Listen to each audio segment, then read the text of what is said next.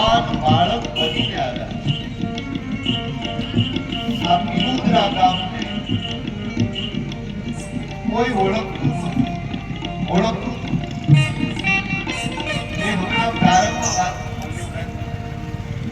પ્રારંભમાં મેં વાત કરી કે આ પિલુદ્રા ગામ એ તો નામ પણ મેં પહેલી વાર સાંભળ્યું. આ ગામ એમાં એક ભગવાનના ભક્તનો જન્મ થયો. એક મહાપુરુષ આવ્યા, એના યોગમાં એક ભગવાનનો ભક્ત આવ્યો. આજે આખા એ પિલુદ્રા વિશ્વના છેડા સુધી પહોંચી ગયું કે નહીં? દિવાસળી એક જ હોય, દિવાસળી એક જ હોય, પણ કેટલા મોટા કપાસના ગંજ ખડક્યા હોય એને ખાલી એક દિવાસળી અડાડો પછી જોવો કાર્ય.